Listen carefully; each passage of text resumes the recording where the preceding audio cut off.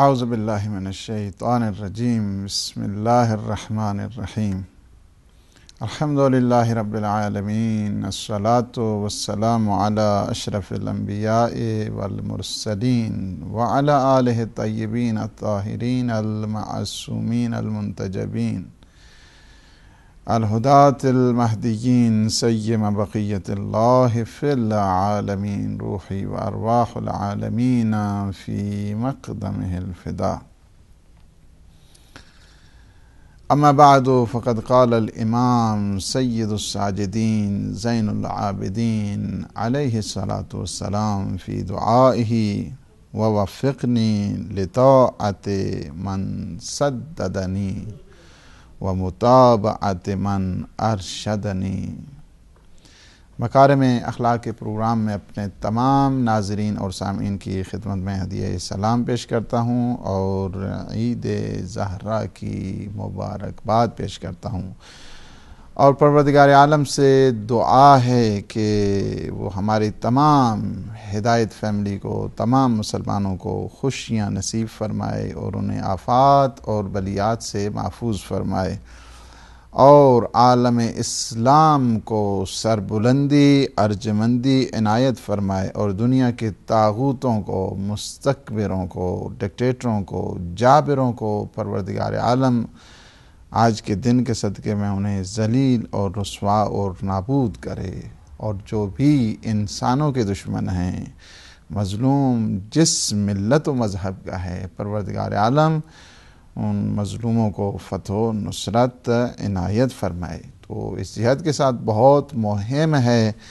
آج کا یہ دن بھی اور یہ رات بھی، کہ ہم نے جو اب یہ موسم شروع ہوا ہے خوشیوں کا، اس میں ہمیں ایک پورے لاہ عمل کے تحت زندگی گزارنا ہوگی، اسی انداز کے ساتھ کہ جس طرح ائمہ معصومین نے ہمیں بتایا ہے اور ان کے ارشادات کے تحت ہم نے زندگی گزارنی ہے۔ چونکہ ہمارے ہاں جو مکتب اہل بیت علیہ السلام کے پروردہ ہیں اور ان کی گائیڈنس اور ان کی ہدایت کے تحت زندگی گزارنے والے ہیں، ان کے ہاں جو کانسیپٹ عید کا ہے یا خوشی کا ہے، وہ اسی جہت کے ساتھ ہے کہ ماضی کی یاد کو حال کے ساتھ پیوست کر دینا، اسی تو یعنی ایک پورا کلچر ہے، ایک پوری تہذیب ہے، ایک پوری ثقافت ہوا کرتی ہے ہمارے ہاں عید۔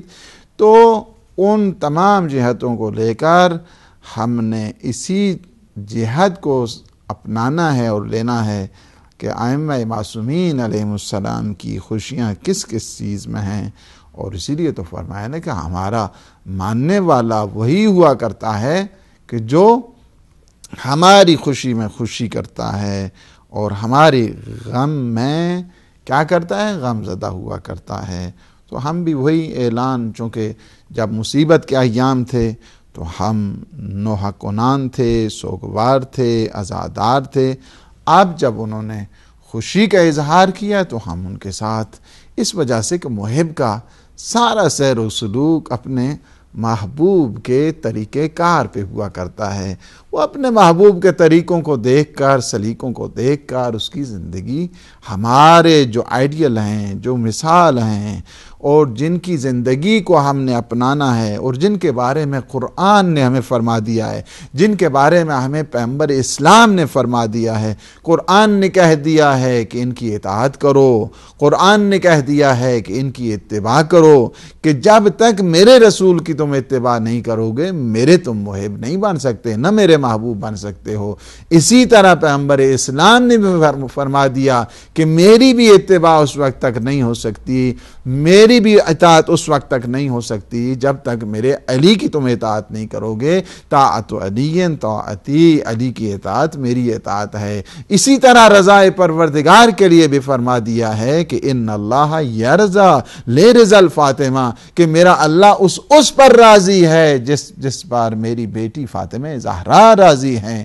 تو پاس رضی اللہ کا معیار تو پیغمبر اسلام نے مقرر کر دیا ہے نا، کہ دیکھنا معیار رضایت پروردگار پلیجر آف اللہ سبحانہ و تعالی، یعنی اگر کوئی چاہتا ہے کہ اللہ سبحانہ و تعالی کی خوشنودی کو حاصل کرے، اس کی رضا کو حاصل کرے، اس کی رضایت کو حاصل کرے، تو معیار پیغمبر اسلام نے بتا دیا، وہ اسکیل، وہ میزان یہ بتا دیا کہ جس پر میری بیٹی فاطمہ زہرا راضی ہیں اس پر میرا اللہ بھی راضی ہے۔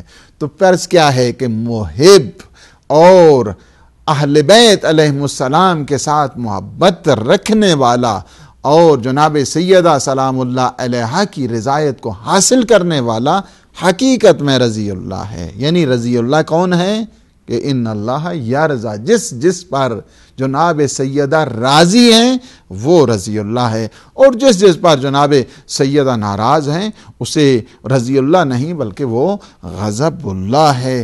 اسی طرح فرما دیا کہ یہ میرے بیٹے حسن اور حسین، پروردگار میں ان سے محبت کرتا ہوں، جو ان سے محبت کرے پروردگار تو اس سے محبت رکھ۔ تو یہاں پہ معیار دیکھا نا، اطاعت کا معیار بتا دیا، محبت کا معیار بتا دیا، رضایت پروردگار کا معیار بتا دیا، خوشنودی الہی کا معیار بتا دیا، اتباع رسول کا معیار بتا دیا۔ یعنی اللہ سبحانہ و تعالیٰ کوئی رستہ چھوڑا نہیں ہے کہ جس پہ انسان آئے اور ایکسکیوز بنانا شروع کر دے اور بہانے بازی سے انسان زندگی گزارے۔ نہیں، تم بڑی ایک جو ہے وہ کنسٹرکٹیو اور بہت جو ہے وہ فوکس انداز کے ساتھ تم زندگی گزارو۔ اللہ نے یہ سوچ دی، یہ سمجھ دی، یہ اندیشہ دیا، یہ فکر دی، یہ تھنکنگ پاور دی۔ یہ کس لیے ہے؟ ساری کی ساری اس لیے کہ ہمیں جو جادہ ہے جس پر ہم چل رہے ہیں، جو راہ رو ہے جس پر ہم چل رہے ہیں، جو صراط ہیں جس پر ہم چل رہے ہیں، اسے دیکھیں گے یہ صراط مستقیم ہے یا مستقیم نہیں ہے۔ یہ ہمارا فریضہ ہے کہ جس طرح ہم دنیا کی ہر چھوٹی سے چھوٹی چیز کو دیکھتے ہوئے 20 مرتبہ چیک کرتے ہیں، کیا دین اتنا مظلوم ہو گیا ہے، کیا یہ تدین اتنا مظلوم ہو گیا ہے، کیا یہ شریعت اتنی مظلوم ہو گئی ہے کہ ہم بغیر کسی دیکھے سنے سوچے سمجھے ہاں جی جس نے کہہ دی اسی طرح جو ہے نا وہ آگے بڑھنا نہیں۔ اللہ نے یہ عقل دی، اللہ نے فکر دی، اللہ نے سمجھ دی، اسی لیے یہ اتنی بڑی بڑی فیکلٹیز اللہ سبحانہ و تعالیٰ نے رکھ دی ہیں، اتنی بڑی بڑی استعداد اور ابیلٹیز اور فیکلٹیز انسان میں رکھ دی ہیں تاکہ آ جائے انسان سمجھ بوجھ کے ذریعے۔ اللہ جب کہتا ہے تم مجھے بھی نہ مانو، کب مانو؟ جب تمہاری یہ ذہن، جب یہ تمہاری فکر، جب تمہاری یہ عقل تسلیم کرے واقعاً کہ میں ہوں، تب مجھے ماننا ہے۔ وہ اللہ کس طرح کہتا ہے نہیں تمہیں کسی لاجک کی ضرورت نہیں، جس نے جس طرح کہہ دی اسی طرح مان لے، یہ کوئی بات ہوئی ہے؟ وہ اللہ تو اپنے بارے میں بھی پسند نہیں کرتا کہ مجھے بھی بغیر اسی طرح بغیر سوچے سمجھے کہ بغیر کسی دلیل اور ادلہ اور براہین اور لاجک اور ایویڈنس کہ تم مجھے بھی مانو، وہ اللہ اس طرح پسند نہیں کرتا ہے۔ کس طرح وہ اللہ پسند کرتا ہے کہ کسی رسول کو بغیر کسی پروف کے، بغیر کسی ایویڈنس کے، بغیر کسی دلیل کے، بغیر کسی برہان کے، بغیر کسی پروف کے ہم اسے مانیں؟ وہ اللہ کیسے پسند کرتا ہے کہ خلیفہ ہو کہ اسے بغیر کسی ایویڈنس، بغیر کسی پروف، بغیر کسی برہان، بغیر کسی دلیل کے مان لیں؟ اسی طرح یہ اللہ سبحانہ و تعالیٰ نے بڑے ایک شستہ اور پختہ انداز کے ساتھ انسان کو اس طرف مائل کیا ہے اور متوجہ کیا ہے۔ عید زہرا بھی ایک بہت بڑا کانسیپٹ ہے، ایک بہت بڑا نوشن ہے، ایک بہت بڑی دلیل ہے، اور ان لوگوں کے لیے بھی دلیل ہے، دنیا کے ظالمین کے لیے ایک بہت بڑی عبرت کا دن ہے کہ تم چاہتے تھے کہ حقانیت پروردگار کو مٹانا چاہو، نہیں، حق کبھی مٹنے والا نہیں ہے، باطل مٹنے والا ہے۔ جا الحق، آج کا دن وہی ہے، جا الحق وزہق الباطل ان الباطل کان زہوقا، حق آ گیا، باطل مٹ گیا، چونکہ باطل نے مٹنا ہی تھا۔ باطل کی جو چمک آپ دیکھ رہے ہیں، باطل کی جو چہل پہل نظر آ رہی ہے، یہ جانے والی ہے، یہ آنن فانن ہے، ختم کسی ٹائم بھی یہ چراغ بجھنے والا ہے۔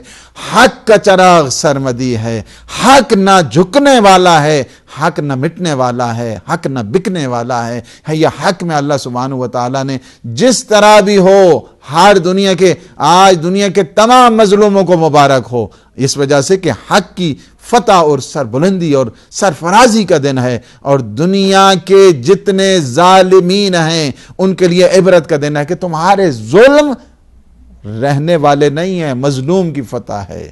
اللہ نے مستضعفین کی فتح کو ہمیشہ شامل حال رکھا ہے، اور ہمیشہ دنیا کے جو مجاہدین ہیں، دنیا میں جو لوگ اللہ کے نام پہ سٹرائیو اینڈ سٹرگل کر رہے ہیں، ان کا دن ہے، اور یہ بہت بڑی ڈھارس ہے مظلوموں کے لیے، بہت بڑی تسلی ہے مظلوموں کے لیے، بہت بڑا اطمینان ہے دنیا کے مستضعفین کے لیے۔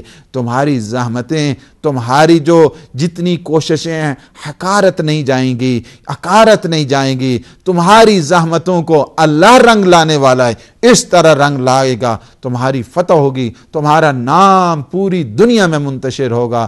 دنیا والے چاہیں گے کہ مظلوموں کے نام کو مٹا دیں، لیکن ظالمین کا نام بچنے والا نہیں ہے۔ وہ ہمیشہ ہمیشہ دنیا میں بھی ذلیل ہوں گے، اور آخرت میں بھی ذلت ان کا سرمایہ ہے، اور ذلت اور رسوائی کے ساتھ انہیں جہنم کی دہکتی ہوئی آگ میں لٹکا دیا جائے گا۔ اور دنیا کے مظلوم خوش ہو جائیں، دنیا کے مجاہدین خوش ہو جائیں، دنیا کے مستضعفین خوش ہو جائیں، دنیا پہ جن پہ ظلم کیا گیا ہے خوش ہو جائیں، اس لیے کہ یہ ان کا دن ہے۔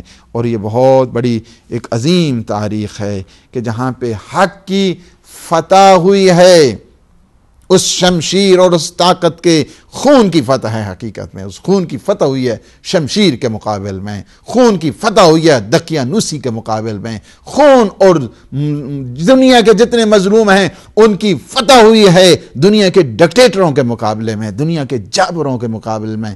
اور یہ اللہ آپ کو خوشیاں نصیب کرے۔ اور ہمیشہ میں نے صبح بھی عرض یہی کیا ہے کہ دیکھیں ہمارے ہاں جو خوشیاں ہیں، ہم خوشیاں اپنی جتنی ہوتی ہیں اس میں شیئر کیا کرتے ہیں۔ یہی تو خوبی ہے نا اسلام میں۔ اسلام نے خوشیوں کو کھول کے رکھ دیا ہے۔ اسلام نے خوشیوں کو یہ نہیں کہا ہے کہ تم فقط اپنے گھر کے اندر انہیں بند رکھو، بلکہ اسلام نے ان خوشیوں کو کھول کے رکھ دیا ہے۔ ابھی بات کرتے ہیں۔ جی السلام علیکم ورحمۃ اللہ۔ وعلیکم السلام قبلہ، محمد علی برمنگھام سے قبلہ بسم اللہ قبلہ آپ کیا پسند کریں گے کہ فرق بیان کریں قیاس اور لاجک میں؟ قیاس مثلا کسی مماثلت یا ریزننگ بائی انالوجی، مثلا کسی درخت میں اگر ہم شگاف کرتے ہیں تو وہ زندہ رہتا ہے، تو کیا ہم شگاف کر کے کہیں کہ کسی اور جاندار میں شگاف کریں تو وہ بھی زندہ رہے گا؟ یہ ناممکن ہے۔ یہ قیاس ہے، یہ ریزننگ بائی انالوجی ہے۔ اور جو لاجک ہوتی ہے وہ منطق ہوتی ہے کہ ایک سے دوسری طرف، یعنی ایک یا ایک دو بنتے ہیں، دو سے دو چار بنتے ہیں، اس میں فرق بیان کریں گے۔ تو دوسرا قبلہ، کیا جب ہم ذات الہی کو پہچاننے کی کوشش کرتے ہیں تو حالانکہ قیاس منع ہے، پر انسان کی فکر مجبور ہے کہ وہ موجودات کو دیکھ کر ذات الہی تک پہنچے، تو اس ضمن میں قیاس کے بارے میں آپ کیا فرمائیں گے؟ مہربانی کی بات۔ شکریہ بہت۔ تو بات جو ہے نا وہ یہ ہو رہی تھی کہ دیکھیے کہ ہمیں اپنی جتنی خوشیاں ہیں ان خوشیوں کو اسلام ہے کہ جس نے کھول کے رکھ دیا ہے۔ جی السلام علیکم ورحمۃ اللہ۔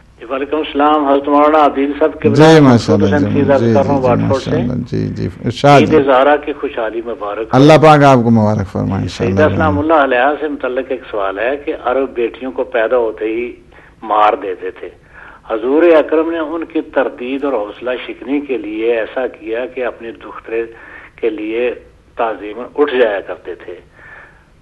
اگر آپ کی دو بیٹیاں اور ہوتی تو آپ ان کے لیے بھی ایسا ہی عمل فرماتے؟ اگر کوئی یہ کہے کہ وہ اعلان نبوت سے پہلے کی بات ہے تو اس وقت کے کفار و مشرک گواہ ہوتے اور حضور سے یہ پوچھتے کہ آپ ان بیٹیوں کے لیے کیوں نہیں تعظیماً اٹھا کرتے تھے، آج اٹھتے ہیں۔ ہاں، سب سے بڑے گواہ اس وقت کے مشرک ہو سکتے ہیں اور کفار کے حضور کی اگر دو بیٹیاں اور ہوتی تو آپ عادتاً ایسا ہی عمل فرماتے۔ اگر ایسا نہ ہوتا تو یہ تو قرآن میں حکم آیا ہوتا، یا یہ ہمارے لیے فرض ہوتا یا سنت ہوتی کہ ایسا کیا ہے؟ آپ اس پر تھوڑا روشنی ڈالیں گے، بہت مہربانی۔ ٹھیک ہے جی، شکریہ۔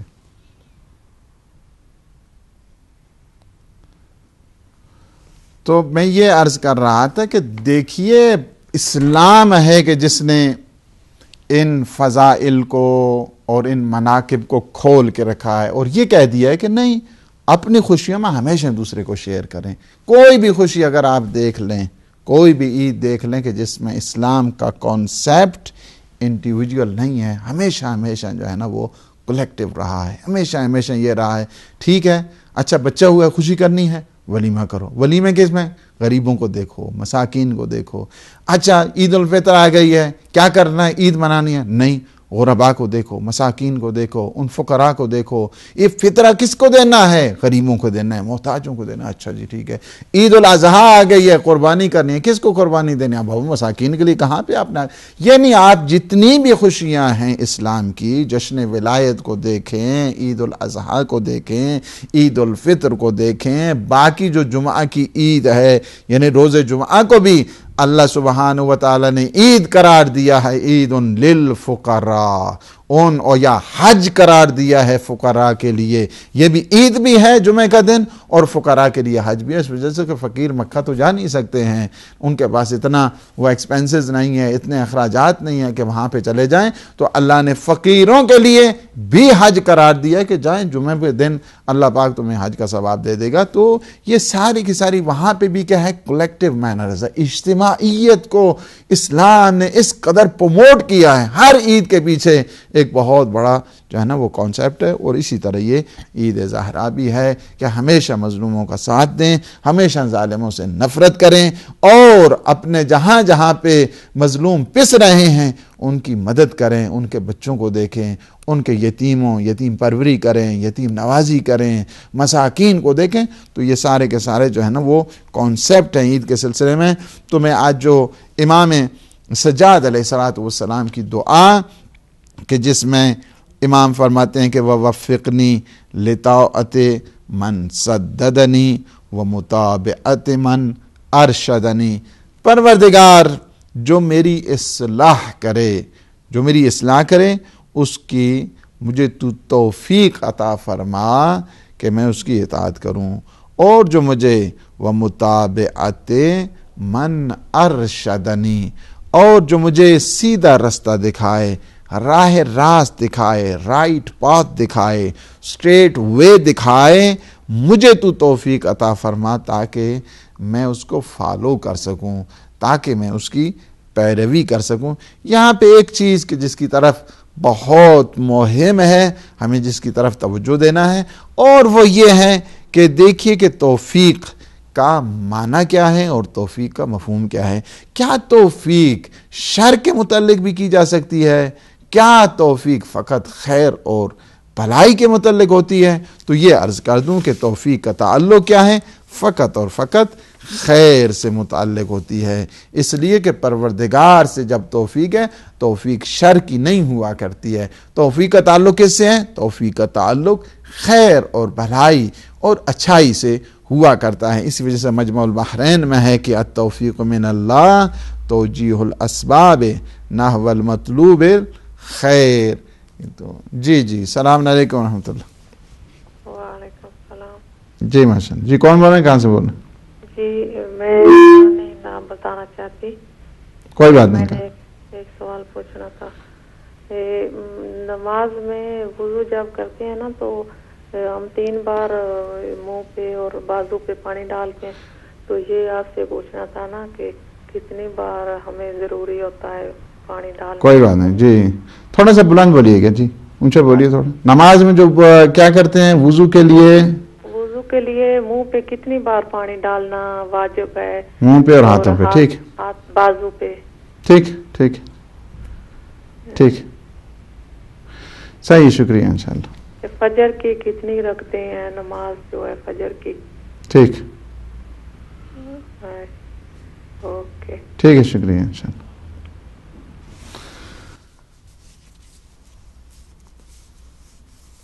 تو یہ ہے کہ توفیق کا جو تعلق ہے، توفیق کا تعلق خیر کے ساتھ ہے، شر کے ساتھ نہیں ہے. اور توفیق اللہ سبحانہ و تعالیٰ کے در سے ملا کرتی ہے.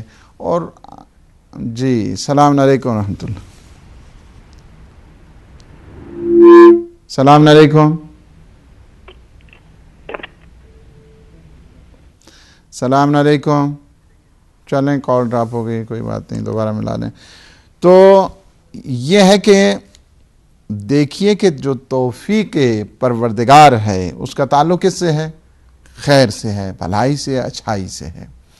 اور جتنے بھی انبیاء علیہم السلام آئے ہیں ان کا مقصد کیا ہے؟ ان کا مقصد یہ ہے کہ وہ توفیق کے جو رستے ہیں انسان کو پرووائڈ کرنا ہے تاکہ انہیں سعادت ابدی نصیب ہو جائے. یعنی کیا ہے کہ اسی وجہ سے ہم کیا پڑھتے ہیں دعا میں؟ ربنا آتنا فی الدنیا حسنۃ وفی الآخرۃ حسنۃ وقنا عذاب النار. تو یہ کیا ہے کہ پروردگار تو ہمیں دنیا میں, تو ہمیں آخرت میں سعادت, بھلائی, نیکی عنایت فرما اور ہمیں عذاب جہنم سے محفوظ فرما. جی السلام علیکم. وعلیکم السلام. جی میں سید بات کر رہا ہوں بیلجیم سے. کیا نام بتایا آپ نے؟ سید زوار حسین. سید زوار حسین. جی جی فرمائیے. جی پہلے تو میں آپ کو عید الاضحیٰ کی مبارکباد عطا کرتا ہوں. اللہ پاک آپ کو مبارک فرمائے, آپ کی ساری فیملی کو خوشیاں نصیب فرمائے, حق محمد و آل محمد. جی فرمائیے. اور میں نے نا آپ سے عید شجاعت کے بارے میں وضاحت چاہنی تھی. ٹھیک ہے, بس اجازت. رہنا صحیح ہے, ماشاء اللہ. ٹھیک.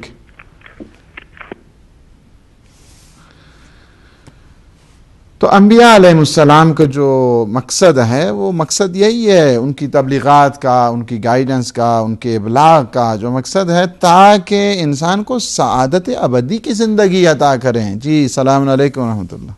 ہاں جی السلام علیکم. علامہ صاحب. وعلیکم السلام. کون بول رہے ہیں, کہاں سے بول رہے ہیں؟ علامہ صاحب میں مسز احمد بول رہی ہوں جرمنی سے. جی جی جی. ہاں جی میں آپ سے پوچھنا چاہتی ہوں کہ سجدہ سحر جو ہے وہ کیسے کیا جاتا ہے؟ جی. اور دوسری ایک چھوٹی سی بات میں کرنا چاہتی تھی. ایک فرینڈ ہے میری, تو اس کے ساتھ ایک چھوٹی سی بحث ہو گئی. وہ بحث تھوڑی سی یہ تھی کہ اللہ تعالیٰ نے 1,24,000 پیغمبر دنیا میں بھیجے ہیں, جبکہ قرآن پاک میں چند ہی پیغمبروں کا ذکر آیا ہے اور ان کا نام آیا ہے. اور وہ جو 1,24,000 ہیں, ہمارا علم تو اتنا نہیں ہے ظاہر ہے, لیکن ہمارے جو ائمہ کرام ہیں وہ تو انہیں جانتے ہیں. ہم اگر جاننا چاہیں تو ہمارا سورس آف نالج کیا ہو سکتا ہے؟ Number 1.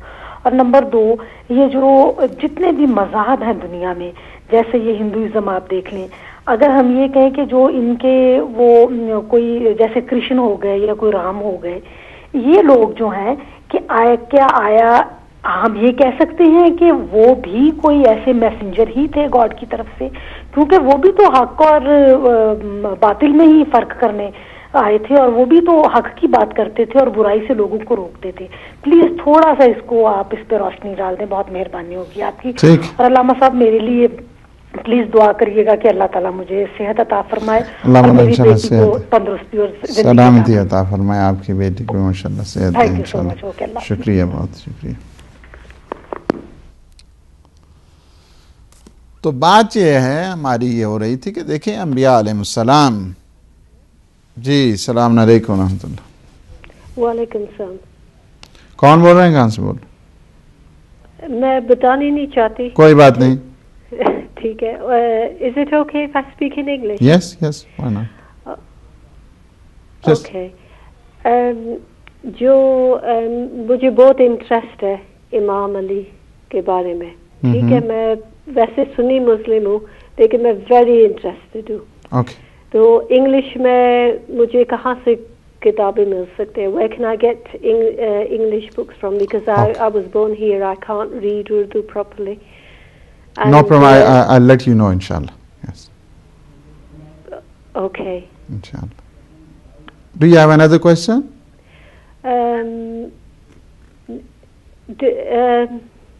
No, I have another question. If you is it true, because I get a lot of conflicting information from different people, that people tell me that Shia people are against Abu Bakr Siddiq. Is that true? Okay. I just want to clarify that because I don't believe, when I listen to you, I have so much respect for you. And whatever you say, I feel like listening, and you've learnt me lots and lots of things, and I don't believe that a good person like you would, be against somebody like that. Okay, inshallah. Inshallah, I will explain inshallah about this. No problem. جی اگلی بھی دے دیں, میرے خیال میں آخری کال دے دیں چونکہ time اتنا نہیں ہے. جی السلام علیکم ورحمۃ اللہ. السلام علیکم. جی علیکم السلام ورحمۃ اللہ. جی فرمائیے. جی ملک شاہد اٹلی سے بات کر رہا ہوں. کافی دوست مومن بھائی بیٹھے ہیں. جی ماشاء اللہ. جی ماشاء اللہ. جی ماشاء اللہ. جی ایک سوال یہ تھا کہ حضرت آدم علیہ السلام جب زمین پر آئے ہیں تو ان کے جو بیٹے اور بیٹیاں تھیں ان سے جب نسل چلی ہے تو نبی پاک صلی اللہ علیہ وسلم تک شجرہ پاک ہے, ہمارا یہ ایمان ہے. ٹھیک ہے جی. تو بہن اور بھائی کی کیا اس میں کیسے نسل چلی, یا کون آیا تھا جو زمین پہ جن کی شادی حضرت آدم علیہ السلام کے بیٹے سے ہوئی, جہاں سے آگے نسل چلی. ٹھیک ہے. دوسرا میرا یہ سوال ہے چھوٹا سا, حضرت ابراہیم علیہ السلام جو بت بیچنے جاتے تھے چھوٹے ہوتے ہوئے بچپن میں, تو وہ بت کون بناتا تھا اور کس کے بت بیچنے جاتے تھے؟ کیا ان کا کوئی رشتہ دار تھا یا کوئی نزدیکی تھا یا کوئی دور کا تھا جن کے بت بیچتے تھے؟ اچھا وہ بت بیچتے تھے حضرت آدم, جہاں تک ہمارے علم میں آئے, یعنی جو بت جہاں جن بتوں کو توڑا گیا تھا یا جو بھی ہے. اچھا ٹھیک. جی شکریہ نواز. ٹھیک ہے. Okay last one. یس ٹھیک. جی السلام علیکم. السلام علیکم. السلام علیکم. وعلیکم السلام. کیسے ہیں مولانا؟ جی الحمدللہ. کون بول رہے ہیں؟ جی عمران بول رہا ہوں برمنگھم سے. جی ماشاء اللہ عمران بھائی. جی مولانا آپ کو اور تمام مومنین کو سب سے پہلے میری طرف سے عید زہرا کی اللہ پاک آپ کو مبارک فرمائے, آپ کی ساری فیملی کو مبارک فرمائے انشاءاللہ. تو مولانا بس میں یہی ہے کہ آج کے دن یہ دعا کر رہا ہوں کہ مولا سب مومنین کو اپنی حفظ و ایمان میں رکھے, اور پروردگار سے یہ دعا ہے کہ جتنے بھی دشمنان محمد و آل محمد ہیں ان کو نیست و نابود کریں, اور ہر طرف جہاں جہاں بھی مومنین مغلوب ہیں پروردگار ان کو غالب کرے, اور ہمارے امام کے ظہور میں تعجیل ہو, اور سب مومنین کو میری طرف سے ایک دفعہ پھر عید زہرا کی مبارک ہو. اور خاص کر کے میرے ایک بھائی ہیں جو محسن رضا صاحب, ان کو میں اسپیشل جو ہے عید زہرا کی مبارک دینا چاہتا ہوں آپ کے چینل کی توسط سے. تو بس میں اجازت چاہوں گا. بہت شکریہ. بہت شکریہ. تو میں عرض یہ کر رہا تھا کہ دیکھیں ائمہ علیہ السلام, انبیاء علیہ السلام کا جو مین آبجیکٹو ہے اور ان کی جو ساری زحمات کے نتیجے ہیں, اس قدر انہوں نے مسلسل مشکلات کے ساتھ زندگی گزاری اور ایک تبلیغ کا جو سلسلہ تھا, ابلاغ کا تھا, اس کو جاری رکھا. تو مقصد کیا تھا؟ مقصد یہ تھا تاکہ یہ ان تبلیغات اور ان گائیڈنس اور اس ہدایت کے ذریعے لوگ کیا ہیں, دنیا اور آخرت کی سعادت حاصل کریں. یہ مقصد ہے تمام انبیاء کا, تمام معصومین کا. اسی کے ذریعے یعنی ان میں توفیقات کا جو اسباب ہیں ان کو فراہم کرنا ہے, اور انسان اسی طرح آ جائے بغیر کسی زحمت کے, بغیر کسی کوشش کے اس طرح زندگی گزارے تو اللہ پاک اسے توفیق بھی نہیں دیتا ہے. توفیق کے لیے سب سے پہلی جو چیز ہے وہ یہی ہے. میں چند چیزیں جو ہے نا وہ مینشن کرنا یہاں پہ ضروری سمجھتا ہوں, اور وہ یہ ہے کہ توفیق اگر انسان خود عمل نہیں کرتا اور اسی طرح زندگی گزار رہا ہے اور اس میں توجہ بھی نہیں دیتا ہے, ہاں جی ہم توفیق پروردگار چاہیے جی, بالکل ہاتھ پہ ہاتھ دھر کے بیٹھ جانے سے توفیق حاصل نہیں ہوا کرتی ہے. اسی وجہ سے معصومین علیہم السلام کی ان ہدایات کی روشنی میں فرماتے ہیں کہ امام رضا علیہ السلام کا فرمان ہے, علی ابن موسیٰ الرضا علیہ السلام کا یہ فرمان ہے, من سأل التوفیق ولم یجتہد فقد استہزأ بنفسہی، کہ جو پروردگار سے توفیق مانگے، پروردگار تو توفیق دے، تو یہ مجھے ہمت دے، تو مجھے شوق دے، اور اس کے ساتھ ساتھ کوشش نہ کرے، یعنی اسٹرائیو اینڈ اسٹرگل نہ کرے، تو فرمایا کہ وہ اپنے آپ کے ساتھ خواہ مخواہ جو ہے نا مذاق کر رہا ہے۔ تو کیا ہے کہ توفیق کے لیے سب سے پہلی جو چیز ہے کہ اپنے یعنی strive and struggle in the way of Allah سبحانہ و تعالیٰ، یعنی اللہ سبحانہ و تعالیٰ کے رستے میں اسے کوشش کرنا ہوگی اور توفیق طلب کرے، توفیق کے ساتھ ساتھ پھر کوشش بھی کرنا ضروری ہے۔ تو یہ پہلی چیز ہے، چونکہ توفیق کے جو مقابل میں لفظ ہے نا وہ ہے خذلان۔ جس طرح آپ کو بہتر مثال میں آپ کو دے دوں، وہی ہے خطبہ غدیر والی، کہ جب پیغمبر اسلام نے فرمایا نا کہ من کنتو مولاہ فہذا علی مولا اللہم وال من والاہ وانصر من نصرہ واخذل من خذلہ۔ یہ خذل جو ہے نا، یہ خذلان کیا ہے؟ یعنی جو علی ابن ابی طالب کی نصرت نہ کرے، پروردگار تو اسے ذلیل کر دے۔ تو یہ توفیق کیا ہوتی ہے؟ توفیق اسی یعنی اللہ سبحانہ و تعالیٰ سے نصرت طلب کرنا ہے، مدد طلب کرنا ہے۔ تو یہی ہے۔ اس کے بعد جو ہے نا وہ تین چیزیں جو ہے نا چاہیے توفیق کے لیے۔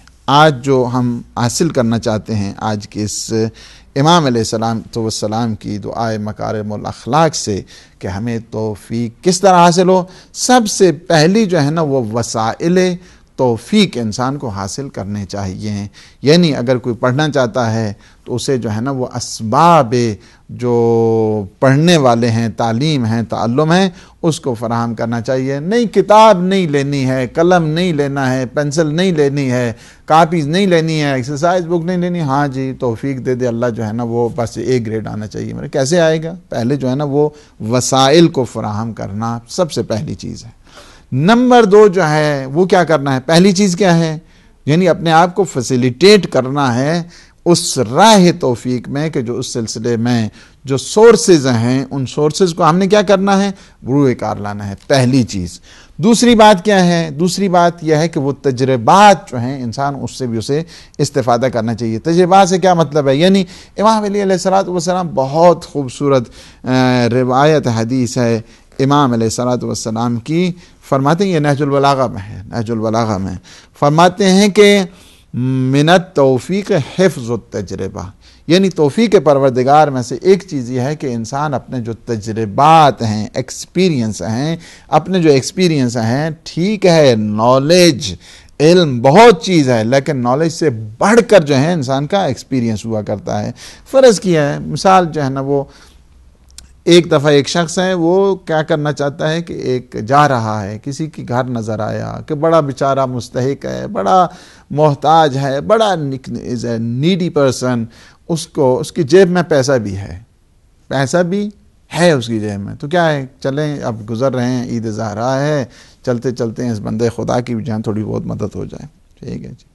تھوڑا آگے قدم بڑھاتا ہے، نہیں کہتا ہے کل آئیں گے، کل تھوڑی فرصت لے کے آئیں گے، اس کے بعد تھوڑی دیر بیٹھ جائیں گے اور پھر جو ہے نا چائے وائے پئیں گے اور پھر اس کی تھوڑی ہیلپ بھی کر دیں گے، ٹھیک ہے جی۔ جسٹیفیکیشن اس نے ذہن میں بنا لی۔ اس کے بعد چلتے چلتے رستے میں دیکھے ایک کراؤڈ ہے، اس کے بیچ میں گیا اور جیب کٹی، اس کے بعد گھر چلا گیا، خبر نہیں اس کے ہو سکی۔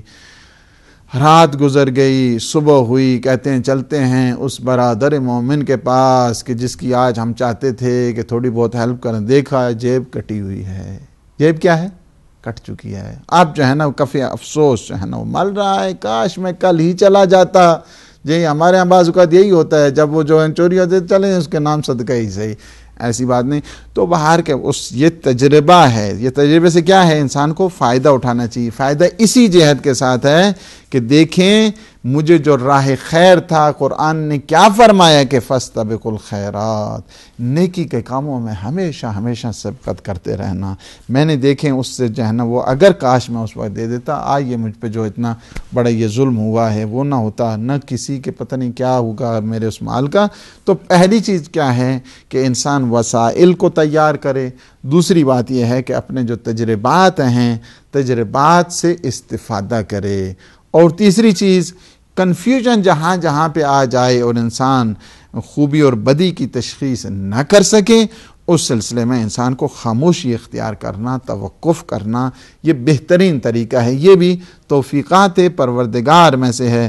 اور اسی وجہ سے امام علیہ الصلوۃ والسلام فرماتے ہیں کہ من التوفیق الوقوف عند الحیرہ، کہ جب کنفیوژن آ جائے، جب پریشانی آ جائے، جب لیت العل کی صورت آ جائے، جب شش و پنج کی صورت آ جائے، تو اس دوران کیا کرنا ہے آپ نے؟ خاموشی یا توقف کر لینا ہے. تو اس سے بھی انسان کی توفیق بھی زیادہ ہوتی ہے اور انسان خواہ مخواہ کے فتنے میں بھی گرفتار نہیں ہوتا ہے.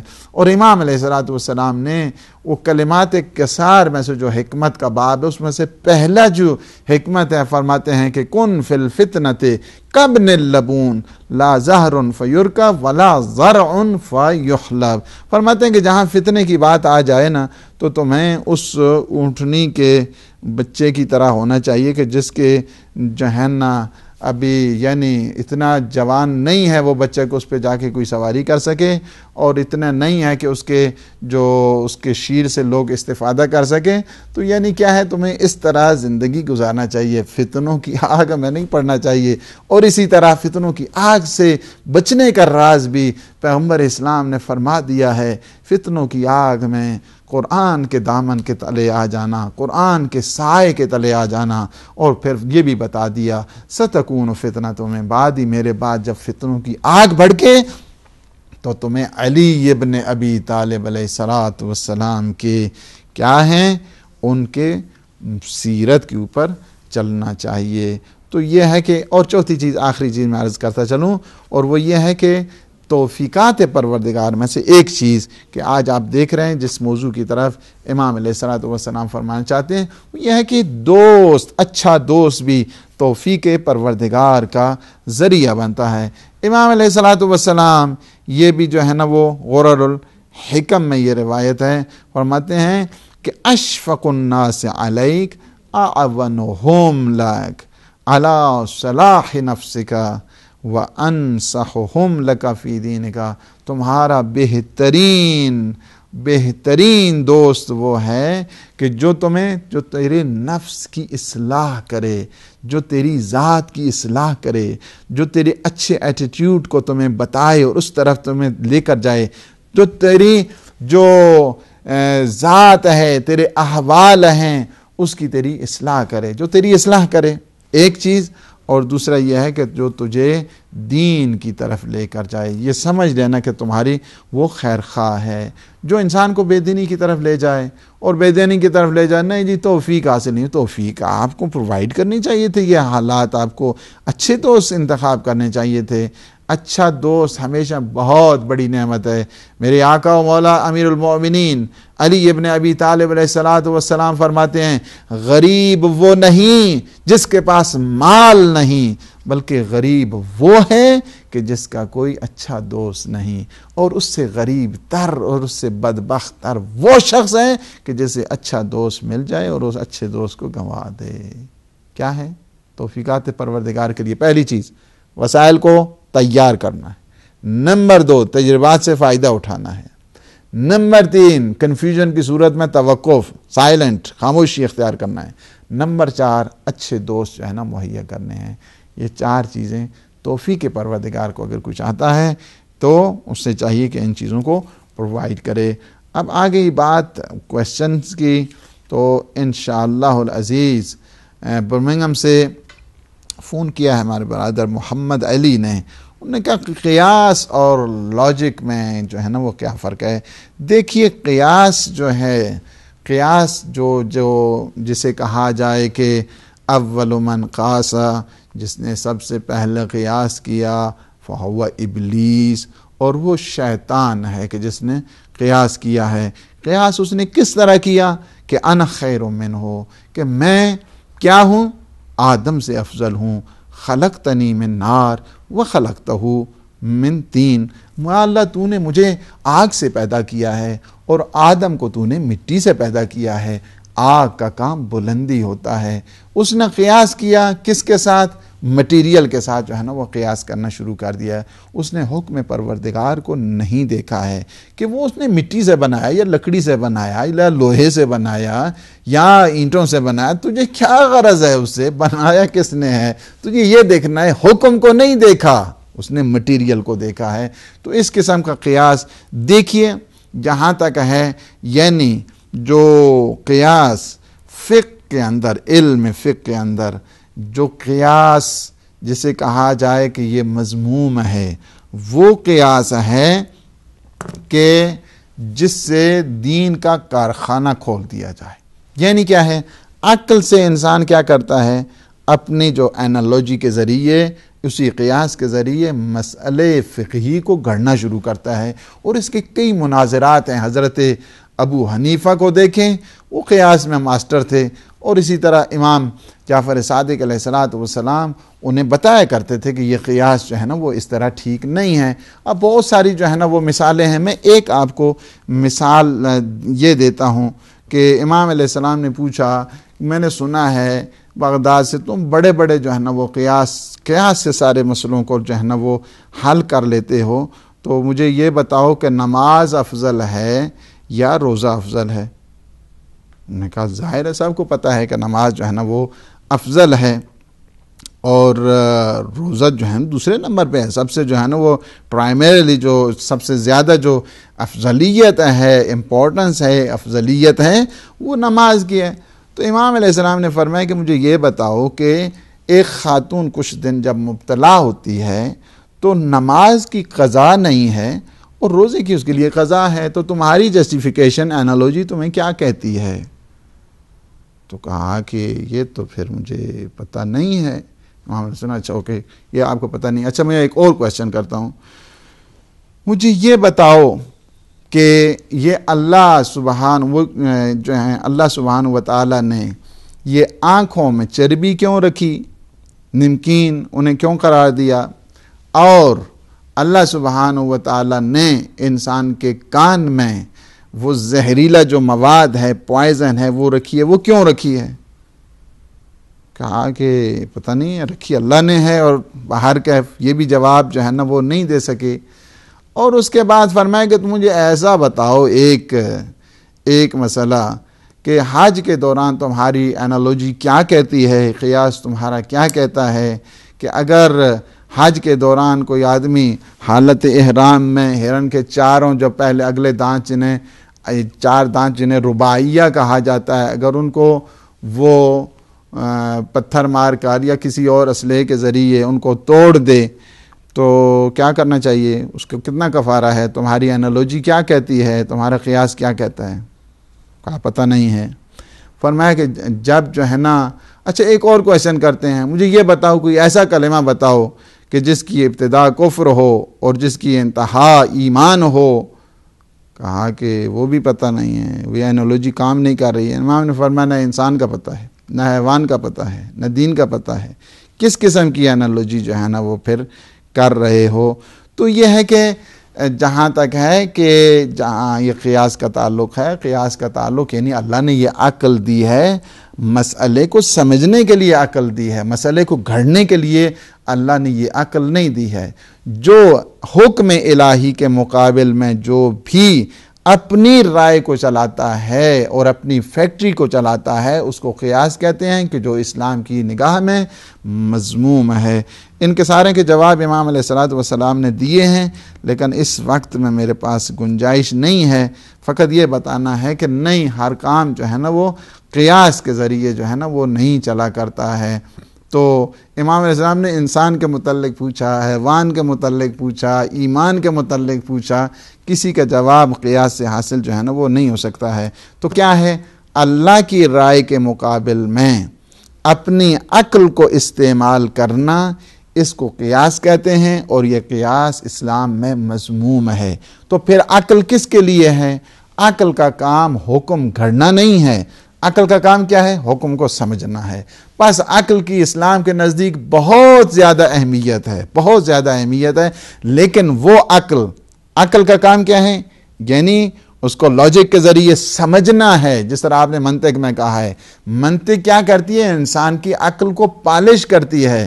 جھوٹ اور سچ کو نکھار کے رکھ دیتی ہے. یہ جو سارے اس کے فارمولیز ہوتے ہیں، یہ صغرا ہے، یہ کبرا ہے، یہ نتیجہ ہے، یہ شکل اول ہے، یہ شکل ثانی ہے، یہ شکل جو ہے نا وہ ثالث ہے، یہ رابع، سارے کے سارے جو ہے نا اس کے ریسرچ اور انالیسز کے وہ طریقہ کار ہیں کہ جن کے ذریعے ہم اپنی عقل کو صحیح معنوں میں سالم کر سکتے ہیں. تو منطقی دلیل کچھ اور ہوا کرتی ہے، جس طرح 2 + 2 = 4 آپ نے بتایا ہے.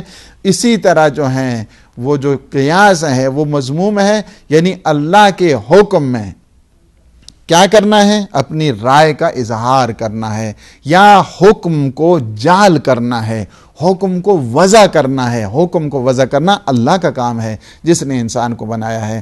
تو پھر عقل کا کیا کام ہے؟ عقل کا کام یہ ہے کہ جو اللہ سبحانہ و تعالیٰ نے حکم دیا ہے، وہ جو کمانڈمنٹ ہے، اس کمانڈمنٹ کو جاننا، اس کمانڈمنٹ کو تلاش کرنا، اس کمانڈمنٹ کو جستجو کرنا، یہ عقل کا کام ہے. لیکن جعل حکم جو ہے نا وہ جو بھی جعل حکم کرتا ہے وہ قیاس ہے، اور قیاس جو ہے نا وہ مذموم ہے. اور جہاں تک آپ نے کہا کہ ذات الہی جو ہے نا ہم قیاس کرتے ہیں، اس کو قیاس نہیں کہا جاتا ہے کہ ہم نے زمین کو دیکھا، چونکہ یہ مخلوقات پروردگار ہیں. ہم نے زمین کو دیکھا، ہم نے موجود کو دیکھا، ہم نے مصنوع کو دیکھا، ہم نے مخلوق کو دیکھا. تو خالق کو پہچاننا ہے، اس کو قیاس نہیں کرتے، ہم کوئی جعل حکم نہیں کر رہے ہیں، بلکہ ہم یہاں سے یہ کہہ رہے ہیں کہ یہ جو مخلوق ہے، خواہ اس کا تعلق زمین سے ہے، آسمان سے ہے، شمس سے ہے، قمر سے ہے، جمادات سے ہے، نباتات سے ہے، آخر یہ چیز جو ہے ہم عقل کے ذریعے اس سے یہ سمجھتے ہیں کہ دنیا میں کوئی چیز ایسی نہیں ہے کہ جو اسی طرح خود بخود وجود میں آ گئی ہے. یہ پین میرے ہاتھ میں ہے تو مجھے سمجھنا چاہیے کہ یہ پین بھی بہر کیف، اس کا بھی کوئی بنانے والا ہے. تو جب ایک چھوٹی سی مخلوق اس کا کوئی بنانے والا ہے، تو یہ اتنی بڑی زمین، یہ اتنا بڑا آسمان، یہ شمس، یہ قمر، یہ اس کے بھی اس کے اندر اتنی مخلوقات جو ہزاروں کی تعداد میں، لاکھوں کی تعداد میں ہے، بری ہے، بحری ہے، اس کا کون بنانے والا ہے؟ تو ہم یہاں سے پک کرتے ہیں اس مسئلے کو، عقل کے ذریعے ہم پہنچتے ہیں. کس طرح؟ یعنی with our own vision, with our own understanding، یہاں سے ہم پہنچتے ہیں اللہ سبحانہ و تعالیٰ کی نہیں کہ ہر چیز کا خالق ہے. اور ساری جہاں پہ اسی وجہ سے ایک بہت اچھی جو ہے نا وہ مثال اسی لاجک کے ذریعے امام جعفر صادق علیہ السلام نے دی کہ ایک دہریہ آیا، ایتھیسٹ جسے کہا جاتا ہے آپ کی زبان میں، منکر خدا آیا. اس نے کہا کہ یا ابن رسول اللہ بس اتنا بتا دیں کہ خدا کے وجود پر کیا دلیل ہے. تو امام علیہ السلام دیکھیں ذرا برہان کو، یعنی اہل بیت علیہ السلام اس طرح ہمیں لاجک سکھاتے ہیں. قیاس نہیں سکھایا انہوں نے، ہمیشہ برہان سکھائی ہے، لاجک سکھائی ہے، منطق سکھائی ہے، استدلال سکھایا ہے. اور یہی قرآن کا طریقہ کار ہے کہ ہاتھو برہانکم ان کنتم صادقین، اگر تم سچے ہو تو پھر دلیل لے کے آؤ. دلیلیں سکھائی ہیں. جب انہوں نے کہا کہ آپ کیا دلیل ہے آپ کے پاس خدا کے وجود پہ، امام نے فرمایا کہ خود تیرا وجود خدا کے وجود پر دلیل ہے. کہا کہ یہ کیسے ہو سکتا ہے؟ ایک دفعہ حیران پریشان وہ چونک گیا، کہا کہ کس طرح ہو سکتا ہے؟ امام نے فرمایا مجھے اتنا بتا دے کہ کیا یہ جو تیری باڈی ہے، کیا یہ تیری سینٹیمنٹس ہیں، کیا تیری عقل ہے، کیا یہ تیرا جو وجود ہے، کیا تو نے خود بنایا اس کو؟ کہا کہ خود نہیں بنایا. پھر فرمایا کہ کس نے؟ کیا جس نے تیرا وجود بنایا ہے کیا وہ بھی تیری طرح کا ہے؟ کہا وہ میری طرح کا نہیں ہے. فرمایا جہاں سے اس سلسلے کی منتہا ہوتی ہے، اینڈ ہو جاتا ہے اس سلسلے کا، وہی خدا ہے، وہی پروردگار ہے، وہی صانع ہے، وہی خالق ہے، وہی مالک ہے. تو اس طرح جو ہے نا وہ کیا سکھایا؟ یعنی لاجک سکھائی ہے اسلام نے، اسلام نے انالیسس سکھائی ہیں، اسلام نے استدلال اور براہین سکھائے ہیں. تو وہی طریقہ کار جو قرآن کا ہے وہی اہل بیت کا ہے. اس وجہ سے کہ اہل بیت ہے نا قرآن کی، فقط قرآن کافی ہوتا تو پھر جو ہے نا وہ دنیا میں کسی یونیورسٹی میں کسی ٹیچر، کسی ٹیوٹر کی کوئی ضرورت، کسی اسکالر کی، کسی پروفیسر اور ڈاکٹر کی کوئی ضرورت نہیں تھی اگر دنیا میں کتاب ہی کافی ہوتی. تو اسی وجہ سے اللہ نے کتاب کو بعد میں بھیجا ہے. پہلے جو ہے نا ٹیوٹر کو، پہلے اس اسکالر کو، پہلے اس کتاب کو جو مربی ہے، کتاب کو جو ٹیچ کرنے والا ہے، ٹیچر ہے، اس کو پہلے جو ہے نا وہ بھیج دیا ہے. تو اس وجہ سے ہے کہ یہ ساری باتیں جو ہے نا وہ سکھانے کے. اسی طرح ہمارے محترم مقصود حسین سید نے وٹفورڈ سے جو فون کیا ہے، جناب سیدہ سلام اللہ علیہا کے جو یہ خوشی کے ایام ہیں، پروردگار عالم انہیں بھی خوشیاں دے، اور انہوں نے ایک بہت بڑے واقعے کی طرف متوجہ کیا ہے کہ جس میں تعلق قرآن میں بھی ہے. قرآن نے بھی کہہ دیا ہے کہ بِأَيِّ ذَنبٍ قُتِلَتْ، آخر کس جرم میں ان بچیوں کو زندہ درگور کر دیا جاتا تھا، انہوں نے کیا جرم کیا ہے، انہوں نے کیا گناہ کیا ہے. اس واقعے کی طرف وہ زمانے جاہلیت. ہمیشہ لیڈیز اور خواتین شکر کیا کریں پیغمبر اسلام کا، کہ جنہوں نے اسلام کا شکر ادا کریں، کہ جنہوں نے دین مقدس اسلام کہ اگر بچی گھر میں آتی ہے، اگر باپ کے گھر میں ہے تو رحمت بنا کے بھیج دیا ہے، شوہر کے گھر ہے تو نصف ایمان کا درجہ دیا ہے، اور اگر ماں بنتی ہے تو جنت اس کے قدموں تلے رکھ دی ہے. یہ اسلام کا صدقہ ہے. اس اسلام کے صدقے کو ہمیشہ یاد رکھیں. اور اس زمانے جاہلیت کہ جہاں پہ بچی اس قدر، یعنی کیا ان میں جو ہے نا اس کو کہا جائے کہ کس قدر ان میں وہ بربریت اور ظلم اور احساس ہمدردی نہیں ہے کہ جس بچی اگر پیدا ہوئی ہے تو اسے زندہ درگور اور اپنے لیے ایک بہت بڑا ننگ و عار شمار کیا جاتا تھا. اس زمانے کی طرف متوجہ کیا، اور اسی ایام زمانے جاہلیت کے دور میں اللہ سبحانہ و تعالیٰ نے ایک لائٹ کو کہ جسے سورہ کوثر کہ جن کے صدقے میں یہ پورا کا پورا نظام کہ جو نقطہ اتصال بن کر آئیں امامت اور نبوت کے درمیان. اللہ سبحانہ و تعالیٰ کے نبی اور ولی اور امام جب اپنی بیٹی آیا کرتی تھی، صحیح مسلم میں بھی یہ روایت موجود ہے نا کہ قام الیہا وَأَجْلَسَهَا بِمَجْلِسِهَا، کہ پیغمبر اسلام کھڑے ہو جایا کرتے تھے اور انہیں اپنی جگہ پہ بٹھاتے تھے. یعنی سیدہ کھڑی ہیں تو میرے آقا رسول کھڑے ہیں. سیدہ جب تک نہ بیٹھتی تھیں آقا رسول اس وقت تک کھڑے رہتے تھے. میں البتہ یہاں پہ ایک تھوڑی سی بات جو ہے نا یہ عرض کرتا چلوں کہ دیکھیے پیغمبر اسلام کا جناب سیدہ سلام اللہ کا علیہا کا جو احترام ہے وہ بیٹی ہونے کے عنوان سے نہیں ہے. اس بات کو جو ہے غور سے سنیں. جناب سیدہ سلام اللہ علیہا کا جو سٹیٹس ہے، پرسنالٹی ہے، منزلت ہے، قدر ہے، ویلیو ہے، ان کی فضیلت ہے، فقط جو پیغمبر اسلام کھڑے ہوتے تھے بچی ہونے کے اعتبار سے نہیں تھا، بیٹی ہونے کے اعتبار سے نہیں تھا. وما محمد الا رسول، میرا محمد کچھ نہیں ہے مگر رسول ہے.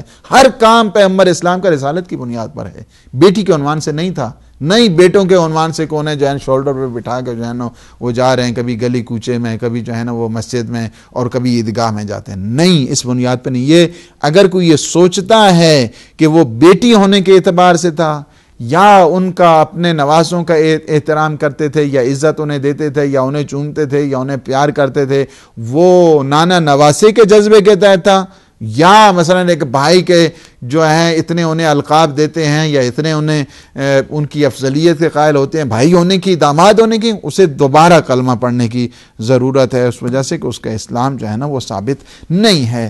پیغمبر اسلام صلی اللہ علیہ وآلہ وسلم اپنی بیٹی کے لیے جو کھڑے ہوا کرتے تھے، پیغمبر اسلام بیٹی کے عنوان سے نہیں تھا بلکہ سیدہ کی عظمت کے اعتبار کے ساتھ تھا، سیدہ کے اس سٹیٹس کے اعتبار کے ساتھ تھا.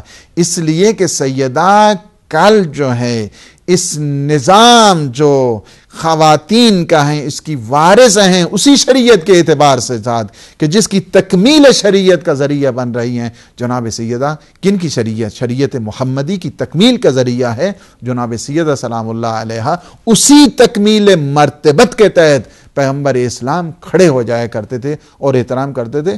اگر یہ پیغمبر اسلام بیٹی ہونے کے اعتبار سے تھا تو پھر تو ہمیں بھی جب چاہیے جب بیٹی آ جائے تو سٹینڈ اپ ہو جائیں، جب کھڑے ہو جائیں. ہاں جی ماشاءاللہ، وہ ایک الگ چیز ہے. باپ اگر کھڑا ہوتا ہے تو وہ ایک الگ مسئلہ ہے، لیکن کوئی سنت نہیں ہے. اس کو نہ کوئی سنت کہا جائے گا، یہ سنت بھی نہیں ہے، نہ کسی نے جو ہے نا وہ لکھا ہے. بلکہ بچیوں کو چاہیے کہ وہ والد کا احترام کریں، والد آئے تو وہ کھڑے ہو جایا کریں.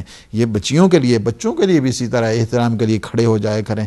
لیکن باپ کے لیے یہ نہیں ہے کہ وہ بچی آ جائے تو ہاں ماشاءاللہ جی کھڑے ہو جائیں. اس وجہ سے ہاں تو لہٰذا اس میں جو ہے نا وہ دوسری بچیوں کا تو خیر سوال ہی پیدا نہیں ہوتا تھا کہ اس صورت میں ہمارے ہاں تو ہے ہی ایک ہی کہ جو پیغمبر اسلام کی بیٹی کہ جو مباہلہ کے میدان میں بھی ہیں تو وہ ایک ہی ہیں، اور چادر تطہیر کے نیچے ہیں تو وہ ایک ہی ہیں، سورہ حل عطا میں ہیں تو وہ ایک ہی ہیں، سورہ کوثر میں ہیں تو ایک ہی ہیں، پورا قرآن جو ہے جن کا قصیدہ بن رہا ہے، تو بہر کیف یہ عرض کرنا جو ہے نا وہ مقصد ہے۔ بیٹیاں جتنی مرضی عمل لیں، ہمیں اس سے تو ہم کوئی وہ تو نہیں کرنا چاہتے ہیں نا، لیکن یہ ہے کہ جو سٹیٹس اور جو پرسنالٹی اور جو فضیلت اور جو اہمیت اور جو افضلیت سیدہ کو حاصل ہے وہ کائنات میں کسی کو حاصل نہیں، وہ سٹیٹس اور وہ پرسنالٹی ان کی والدہ ماجدہ کو بھی حاصل نہیں ہے کہ جو سیدہ کو حاصل ہے۔ اسی وجہ سے میں نہیں کہتا ہوں، پیغمبر اسلام فرما رہے ہیں کہ اس عالم میں، اس پورے عالمین میں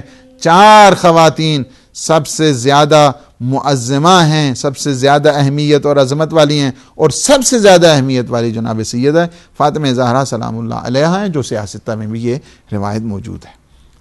جہاں تک ہے ہماری سسٹر نے نام نہیں بتایا، کوئی بات نہیں ہے، اور انہوں نے کہا ہے کہ نماز کے لیے جب وضو کیا جاتا ہے تو منہ پہ کتنی، دیکھیں آپ ویسے جتنے مرضی عمود ہوتی رہیں، اسے کوئی حرج نہیں ہے، لیکن نیت کے ساتھ جب آپ نیت کریں گی کہ میں وضو کرتی ہوں دور ہونے حدث کے، مباح ہونے نماز کے، قربتاً اللہ، یا واجب ٹائم ہے تو پھر واجب قربتاً اللہ، ایک دفعہ واجب ہے، دوسری دفعہ مستحب ہے، اور تیسری دفعہ باطل ہے وضو، تیسری دفعہ باطل ہے، پہلی دفعہ واجب ہے، دوسری دفعہ مستحب ہے، اور تیسری دفعہ باطل ہے وضو۔ تو اسی طرح جو ہے نا کونیوں سے لے کر جو ہے نا وہ فنگر ٹپس تک دھونا، پہلی دفعہ جو ہے نا وہ ایک ہی دفعہ ڈالنا واجب ہے، اور یعنی پانی وضو جو ہے نا جب انسان کونیوں سے لے کر فنگر ٹپس تک یعنی اوپر سے نیچے کی طرف آنا ہے۔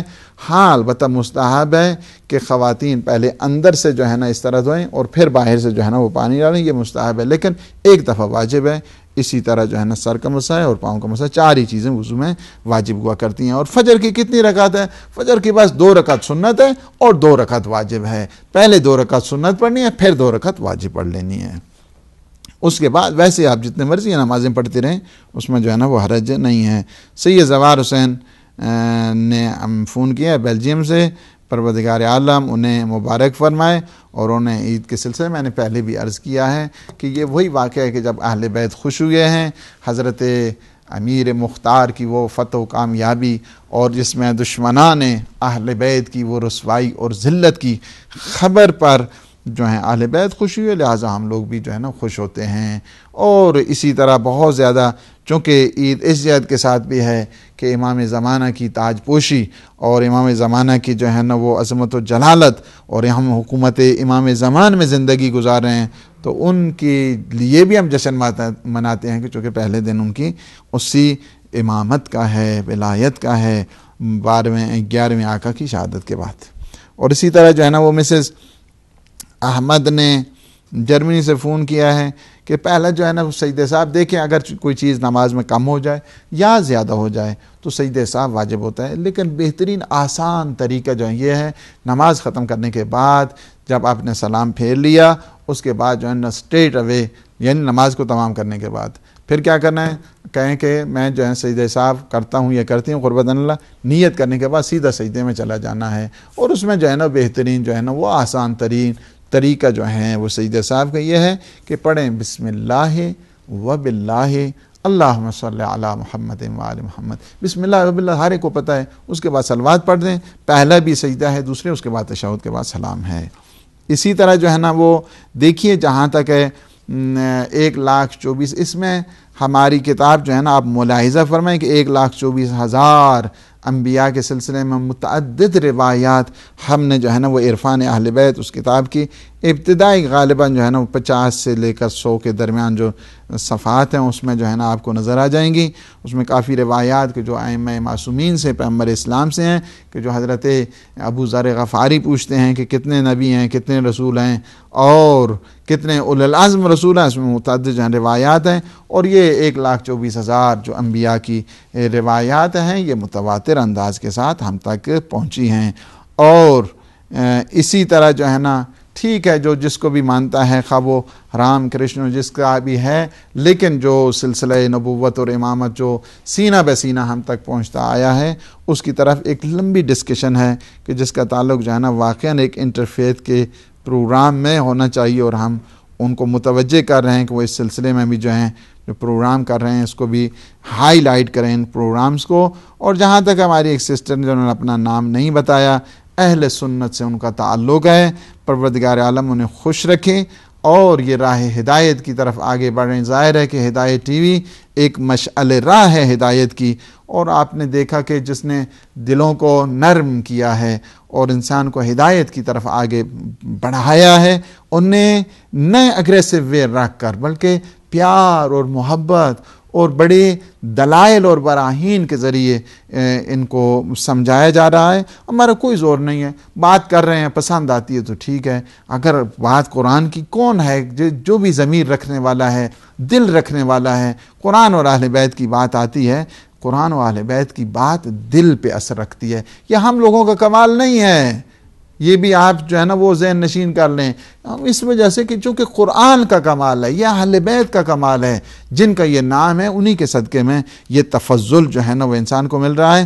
آپ نے بکس کے سلسلے میں کہتا ہوں امیر المومنین کے بارے میں ایک کرسچن جو ہے نا وہ ان کی لکھی ہوئی ہے نا دا وائس آف جسٹس، میں کہتا ہوں بہترین جو ہے نا وہ انہوں نے واقعہ لکھی ہے. اس کے علاوہ جتنی کتابیں آپ کو انگلش کی چاہیے ہمارے اسٹوڈیو میں جو ہے نا وہ فون کریں گے، وہ جو ایڈمن کا جو ہمارا آفس ہے اس میں جو ہے نا وہ فون وہ آ بھی رہا ہوتا ہے، اس میں انشاءاللہ فون کریں گے، آپ کو انگلش کتابیں جو ہے نا وہ آپ کو پرووائڈ کر دی جائیں گی. اور جہاں تک آپ نے کہا ہے کہ شیعہ کہاں، شیعہ ہمیشہ میں آپ کو یہ عرض کرتا چلوں کہ 20 سے زیادہ غالباً 24 اور 25 میں نے سیشن جو ہے نا وہ اسی سلسلے میں تھے کہ خود صحابہ کی عظمت اور جلالت کے سلسلے میں ایک پورا خطبہ جو امام سجاد علیہ السلام کا تھا، میں نے اس پہ عرض کیا ہے کہ 24 اور 25 پروگرام خود صحابیت اور نظام صحابیت کی افضلیت. ہاں البتہ ہمارا تھوڑا بہت ضرور جو ہے نا اس میں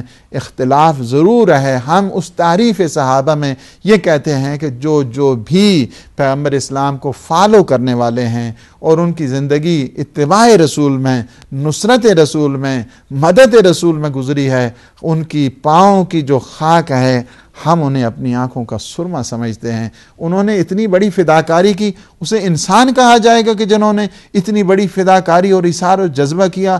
ہم ان مجاہدوں کو بھول جائیں کہ جنہوں نے ہجرت کی ہے؟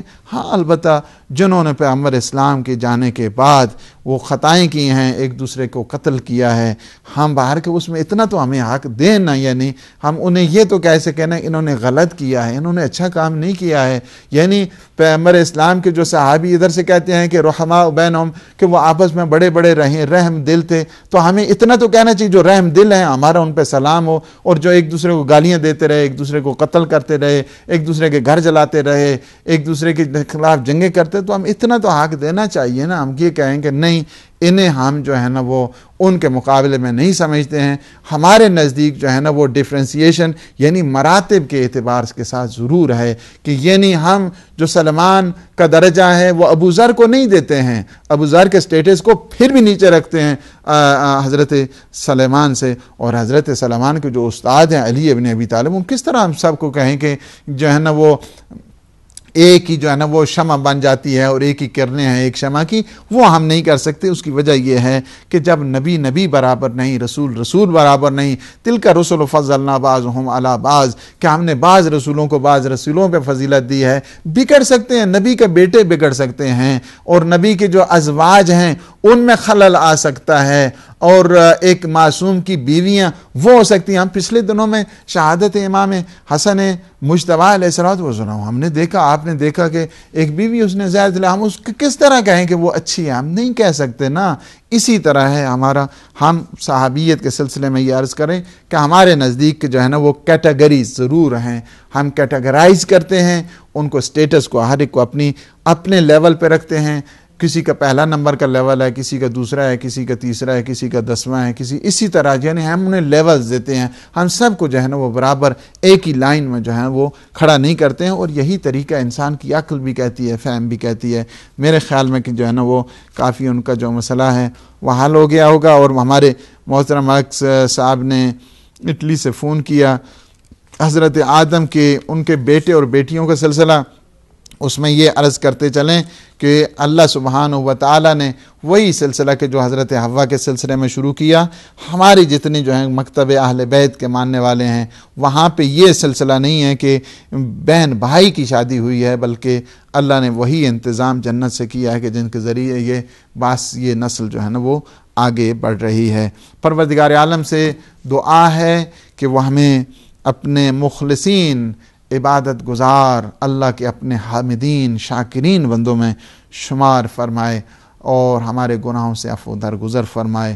پروردگار تو ہماری خطاؤں کو نہ دیکھ، تو اپنے لطف اور کرم سے ہمارے تمام مسلمانوں میں پہ رحم اور کرم فرما، انہیں اتفاق کی نعمت سے مالا مال فرما.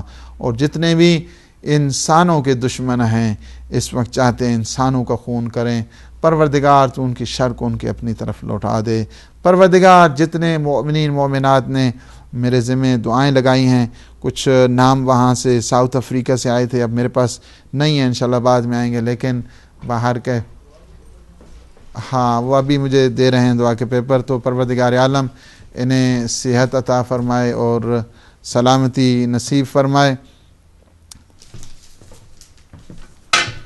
تو اسی طرح باہر کے جسی طرح فرحت بطول ہے جرمنی سے، جو ہے نا زوار حسین ہیں، نیاز علی ہیں، جعفر علی ہیں، میکائیل علی ہیں.